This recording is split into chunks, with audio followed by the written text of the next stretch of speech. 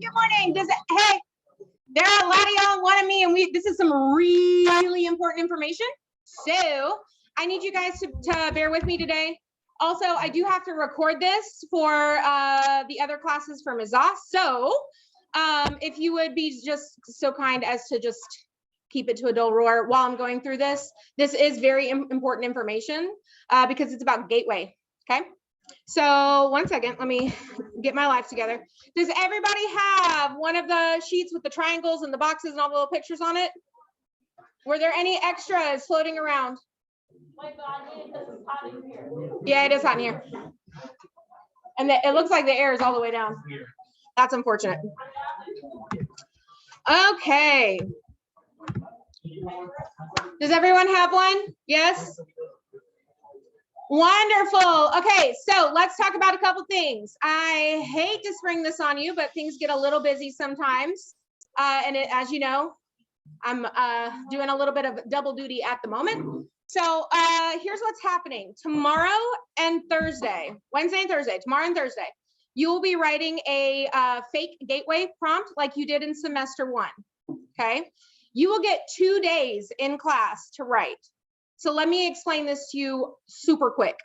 The thing is, the fake gateway that you're going to be writing tomorrow and the next day, listen, will be a test grade, but you do have 2 days in class, which means that if you go into it tomorrow and you're like, ah, crap, I don't know what I'm doing, I don't know how to do this or anything like that, the good news is you can go home and work on it a little bit in your head, right? So here's, let's talk about what Gateway is for those of you who don't know and why it's so important. All right, so the Gateway, so this is me just telling you that tomorrow you'll be starting to practice Gateway, blah, blah, blah. So the Gateway is a writing test, and you have to take it in science for 10th grade and social studies for 11th grade. If you are sitting in chemistry, but you are an 11th grader, you still have to take the Fakeway, and I hate to tell you this, but if you're sitting in a chemistry course, regardless of what grade you're in, they will pull you at the end of March for the official administration of the Gateway. Now, if you are an 11th grader or even a senior who's taking chemistry and you're on track to graduate, there's a good chance that the science Gateway won't be a graduation requirement for you. However, if you are a true 10th grader, they brought back the Gateway this year, it is a graduation requirement. If you are an 11th grader, the science one may not count towards graduation for you, but the social studies one will. So what I'm telling you is the Gateway is, oh no, it's spilled. Oh well, the Gateway is extremely important. Let me tell you a little story about why you should take Gateway seriously. So most of you guys know that I went to Norcross when I was in high school. I graduated from here. And I have good memories of Norcross. My one not great memory of Gwinnett County in general was the fact that my sister, so I was in like honors and gifted classes in high school, but my sister was not. And my sister is very smart, but she had some difficulties in school. And I mean, granted, this was 2009, so she's older than me, yeah. But we ended up graduating the same year because I graduated a year early, she graduated a year late, so we kind of graduated the same year. The problem is, my sister and I both went here, but she did not actually graduate from Norcross, and here's why. 2 weeks before graduation, she had failed the Gateway 9 times. 9. That is not for me to scare you. It really isn't, because here's what's different between back then and now. If you take it so many times and fail every single time, they do have a Gateway alternate, but you don't want to rely on that, okay? You don't want to rely on that. What you want to do is try and go in and give your best and hope for the best, right? She missed, are you ready for this? 3 days of high school in 4 years. And she passed every single one of her classes. But because she did not pass Gateway, she was not going to get a diploma from Gwinnett County. She was going to get a certificate of attendance. And let me tell you what that gets you, all of nothing, okay? So we kind of, let me, hold on. That's essentially what it's like. So that's why the Gateway is so important. Now, hold on. Okay. I'm telling you the importance of Gateway so that you take it seriously, because what's going to happen is some of you are going to come in tomorrow for our Fakeway. That's what we've been calling it, the Fakeway. It's our run through. The reason we're doing this is to prepare you for the structure and the timing of what you need to accomplish during your testing period for Gateway.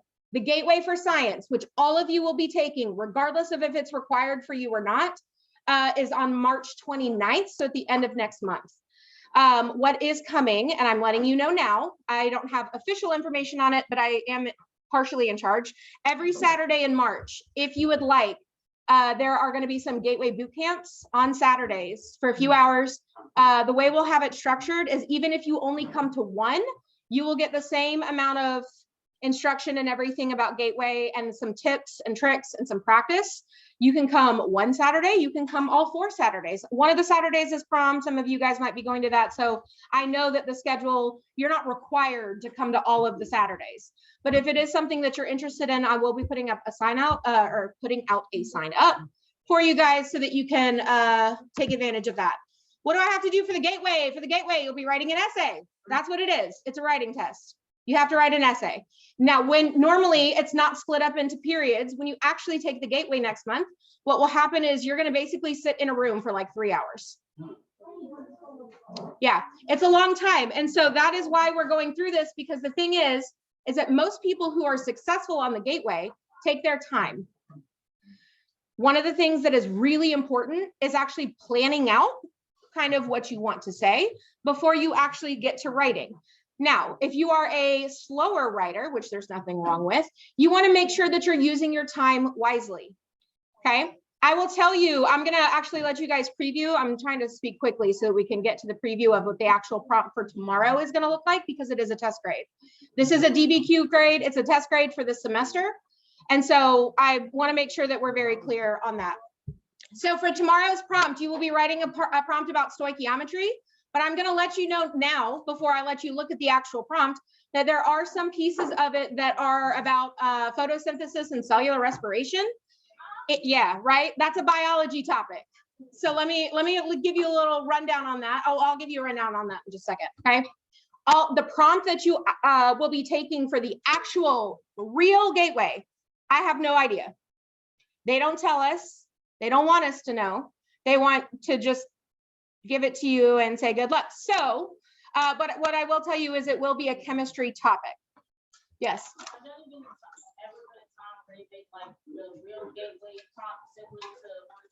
Sometimes, yeah. So these prompts that we do the Fakeways for are released from the county.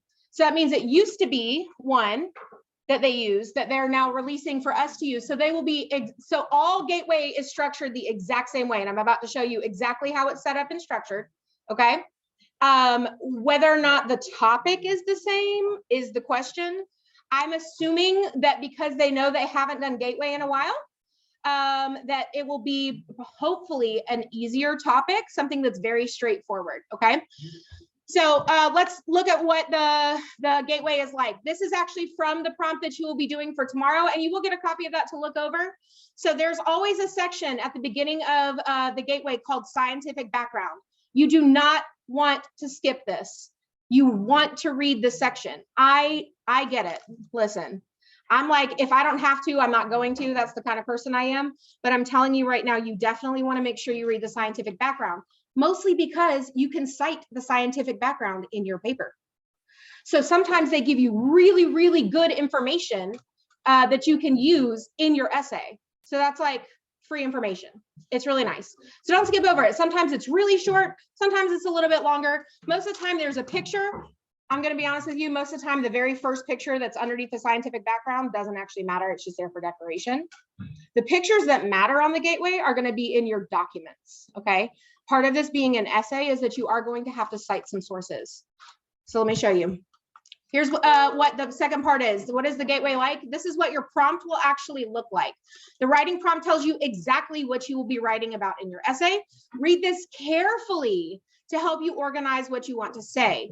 The expectation, listen, this is from the county. I had to go to a whole 8-hour training on this. It was something. Okay. The expectation is that your essay will have an introduction, at least 3 body paragraphs, and a conclusion. That's the expectation. I know. I know.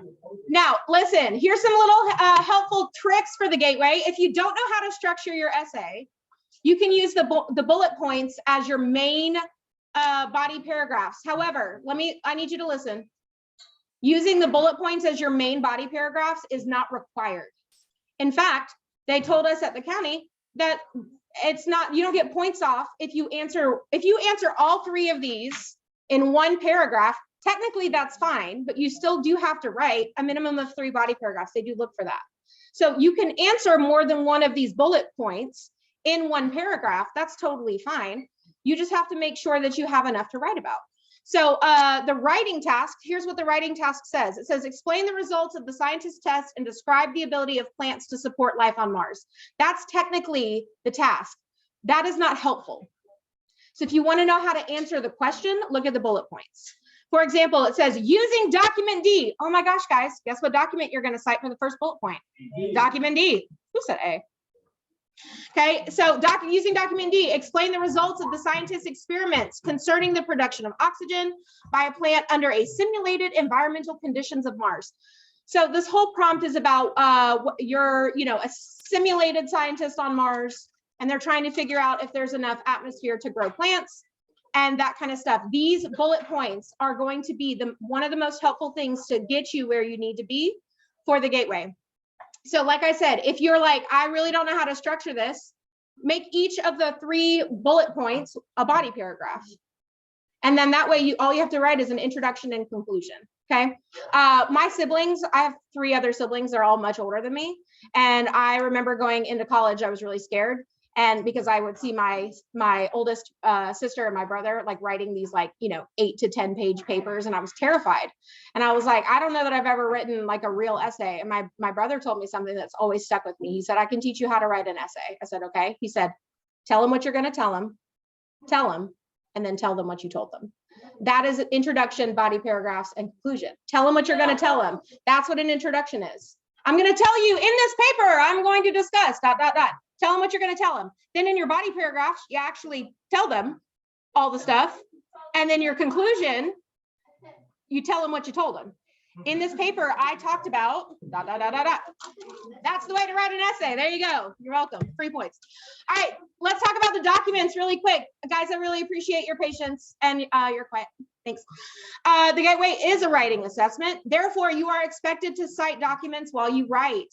These documents are given to you to help you write your essay. There are anywhere from 1 to 5+ documents. You must cite all of the documents in your response. If you can do nothing else, cite those documents. That's a big part of your score. Did you, at minimum, even if your writing isn't necessarily right, it's a writing test, so they're a little less concerned about the content and more concerned about what you're writing. So if you can do nothing else, cite your documents. Do you guys know how to cite a document? Yes, there are several ways. There's one way where you say in your sentence, document A shows, that's how you cite a document in a sentence, right? Or as seen in document B, or anything like that. The other way is with parentheses. We call them parenthetical citations. Have you all ever heard that? Yeah. Well, if you haven't, parenthetical means parentheses. Citations is a citation. So after you're done saying like the chart shows this, you can put in parentheses document A. That's also citing your source. You have to cite all of the documents. The one for tomorrow has 5 documents. Now, the good news is I believe one of those documents is a periodic table. So if you reference the periodic table at all, that's one of your documents right there. The other, and this is what the little packet looks like. I'm gonna hand these out in just a minute. But you have documents, and the documents have a lot of information. Look at this, lots of information. This is these are 2 documents right here. Sometimes they're pictures. Sometimes they have writing. You need to make sure you read through the documents. The documents give you hints and clues about how to do this stuff, okay? All right, how do I decide what to write? So here's and I'm gonna post this PowerPoint on eClass for both classes. So step 1, underline your keywords. Here's the thing they're looking for. It's called academic vocabulary. It's not necessarily about how many big words you can use. They don't care about big words. What they want to see is that you can use some vocabulary words from science class. moles, stoichiometry, equation, chemical change, chemical process, things like that. If you can bring that kind of stuff in, then they give you points for that. If you do not have that kind of stuff, they will not give you points for it. Okay, so you want to make sure that you have all the stuff. Then look at the images. How does this relate to the scenario or the phenomena? What prior knowledge does it spark? They want to see prior knowledge. So I'm telling you now, your prompt tomorrow is chemistry, it's stoichiometry, but it's got a little bit of biology thrown in there. And if you can remember some of those things and pull them in, and also the documents help you. So if you're like, I don't remember the equation for photosynthesis, that's fine. They give it to you. Okay. Next, read the writing task. Circle or highlight the verbs and underline the nouns and key vocabulary. Here's why this is important. Writing prompts will give you a verb of what they want you to do. Sometimes it's argue. That means you're writing something that's trying to persuade. Sometimes it's explain, where all you're doing is explaining.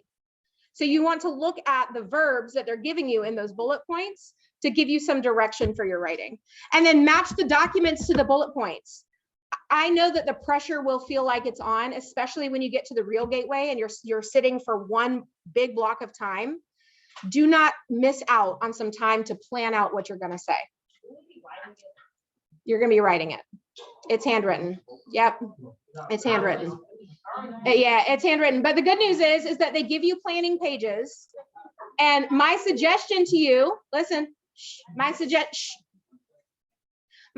to you is to make a list of words, like vocabulary words that you can use so that you can mark them off. They want to see academic vocabulary. My other big hint is step number 4, match the documents to the bullet points. So next to the bullet points, because you can write all over your gateway packet, all over it. Next to the bullet points, if these are the questions you're going to be answering, go ahead and look through the documents and say, oh, I think I can use this one in this bullet point. Even if you're not 100% sure, go ahead and write it down next to that bullet point. That way, when you start writing and you're like, oh crap, I have to cite all 5 of these documents, you already have a direction of which ones you're going to use where. Okay, does that make sense? And then the last point is list some prior knowledge and vocabulary that relate to each document. So this is important because you get an opportunity to look through and highlight. Here's the thing though about the academic vocabulary. Listen, if the academic vocabulary is present in the prompt, it does not count. Let me say that one more time. If the academic vocabulary is present in the prompt, in the packet at all, it does not count as academic vocabulary. They want to see you pull in words that are not given. Now, the other thing is they do also want you to use the words that they give, and that's the whole point of them giving you words to use, okay? All right, what does a body paragraph look like? Now, most of you are like, oh, I could probably write in my sleep, that's fine, but writing in science is a little bit different, right? Okay, what they told us is that they don't mind. Are you ready for this? This is like groundbreaking, and it kind of goes back on pretty much everything your language arts teachers have told you, but they told us at the county gateway training that for a science related essay, if your introduction is 2 or 3 or 4 sentences, that's fine. I would focus, listen, we're almost done. I would focus all of your effort on developing your body paragraphs because your introduction can be very simple, okay? And if you're like, well, how do I write my introduction? Tell them what you're gonna tell them, then tell them what you told them. That's how you write your essay. All right, here are some transition words. They look for this as well. And like I said, I'm going to post this on eClass, but these are some transition words. They want to see if you can write fluidly. So using transition words for your introduction could be like firstly. I don't really like that word. It sounds weird to me, but it is an actual word. Yeah, firstly, or to begin, in the first place, initially. I don't know. You can use as for, like as for this, but you have to use your judgment, right? There are also some transition words from your conclusion. Finally, ultimately, in the end. Notice where is in conclusion? All the way at the bottom. Maybe try, unless you're desperate, not using in conclusion, because they want to see what kind of transition words you can use. And transition words are used to move from one idea to the next. Yep. You don't need concluded word. Yeah. The conclusion is like essentially you're looking for a transition word at the beginning of every paragraph. So here's, let's talk about grading really quickly. Let's talk about grading really quick. Let me pull something up for you guys. And okay, real quick, this right here. Let me make sure. Okay. So this is what the paper you have in your hand, and this is straight from the county. I did not make this. This is from the county. It gives you the basic setup for your entire thing using these pictures here. You want a hook. What is a hook? Attention grabber, yeah. Let me tell y'all something. Part of our gateway training is that we have to read old student papers that have been submitted for a real gateway grade. And we read one a couple years ago, and I laughed so hard, y'all, because this is a paper that gets, once you do the real gateway, it's graded by people at the county. We don't ever see them. So this person turned in an essay and started off the essay with, "Sup, homies." I mean, you're not wrong. It will hook you. But is it academic writing? Probably not, right? So you want to look for something that's good, and it doesn't have to be anything like crazy creative. Just try and find a good hook. Now, if the prompt that you're writing about tomorrow is about Mars, you can always start by opening with a question. What would life look like if it was on Mars? How would life be different? Today, we're going to explore that, something like that, right? You're going to want a hook, a background. So that's where you talk about the scientific background and the prompt, and then your thesis statement. You will want a thesis statement. Body paragraphs are all set up the same way. You need a claim, evidence, and reasoning. I know that in my classes, we did CERs last semester. I'm pretty sure that you guys have done some as well. And claim, evidence, reasoning. That's what CER stands for. Listen, if I want to sit up here and tell you that I am Beyonce Knowles, I can claim anything I want, right? People claim stuff all the time. But unless you have evidence and reasoning to back it up, your claim means nothing.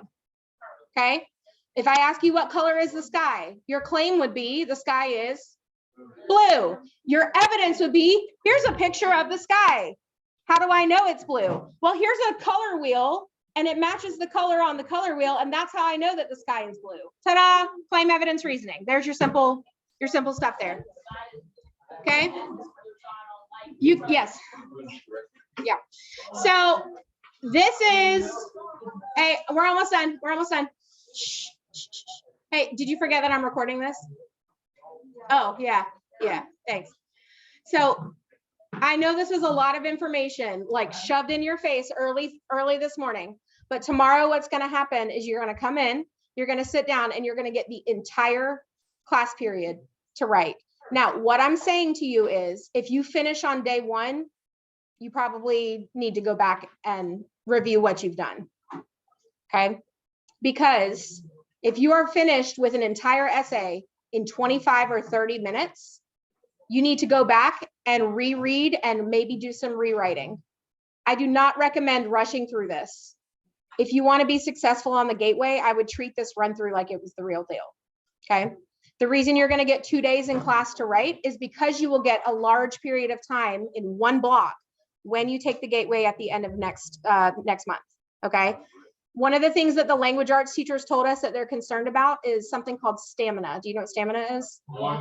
It's how long you can do something. So I know it's difficult to sit there and stay focused writing. Your girl has ADHD, like straight up. I take medication for it and everything. And let me tell you, it is difficult sometimes to sit in one place for sometimes even 20 minutes to get something done. Dig deep, focus, and try your best, okay? All right, here's what we're about to do. And for those of you watching the recording, you're about to do this as well. You're gonna get a copy of the gateway prompt, and you're gonna get the rest of the class period to like kind of look through it, make some markings, and do a pre-write session. This is a gift I'm giving you because my original intentions were to not give you any time to look at the prompt and for you to take it tomorrow, what we call cold, meaning that you've had no exposure to it. However, I want to give you, because I'm telling you about it today, I want to give you some time to look at it. Here's the deal though. You need to, so when you get your packet, there's like a cover sheet that says name. You're going to put your name, full, first and last, please. Then it has the teacher. I've already filled in the teacher's name for you, but I really do need you to put your class period on there as well. And at the end of class, you need to turn them back in so that you can use them for tomorrow, okay? Do you have any questions about Gateway? I know that was a lot of information. The what? The what? So our difficulty for this one, the way that they do it is they put little like, well, I guess they didn't do it for this one. I would say that this one is likely going to be a slightly more challenging than the real one, which is a good thing, because you want the Fakeway, the run through, to be more difficult so that when you sit down for the real one, you're like, oh, okay, not so bad. Yeah. Okay, hold on. So what you're going to do is I'm going to pass these out. Then you're going to look at them. And then for my students, listen real quick for Sherman. Mine are not stapled. I'm sorry. And I don't have a stapler with me. So that means you need to keep all your pages in order. And I'll be picking these back up. Gateway question? Yeah, they said the intro and conclusion is not really what the big deals are for Gateway. So I would say yes. Yep. All right. Thank you so much for your time and attention. I'm going to bring these around. All right. For those of you watching this recording, if you would please grab the copy of the Gateway. It looks like this. You're going to put your name on it, and then you're going to take a look through. There's also a flash rate sheet that's there. And so if you would take some time to write through some stuff, and then make sure you turn in this packet back in before you leave today. Okay.